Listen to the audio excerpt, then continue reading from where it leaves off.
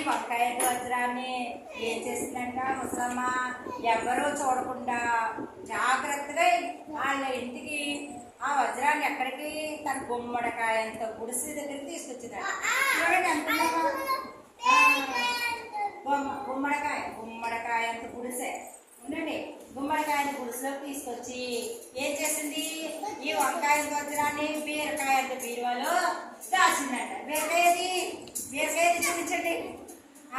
బీరకాయ బీరకాయ కలర్ లో ఉందమ్మా, green colour. Very good, very good. Green colour నువ్వే చెప్పు. Very good Anand claps. మరి గుమ్మడికాయ కలర్ లో ఉంది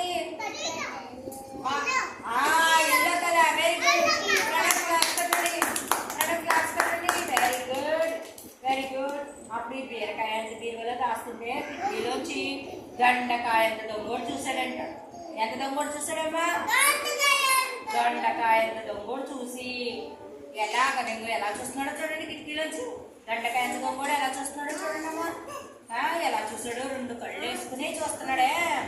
చూసి అప్పుడు ఈ వంకాయ అంత వజ్రాన్ని ఏం చేశాడు, దొబ్బేశాడు, పట్టుకెళ్ళిపోయాడు. ఈ వంకాయ అంత వజ్రం ఏ కలర్ లో ఉంది? Very good.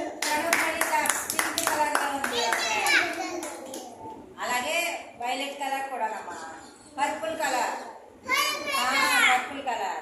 అప్పుడు ఈ పాపం ముల్లంగంత ముసలమ్మ ఏం చేసింది, అమ్మో దొంగని ముసలమ్మ చూసింది. చూసి వెంటనే పొట్లకాయంత పోలీసుకి చెప్పిందట.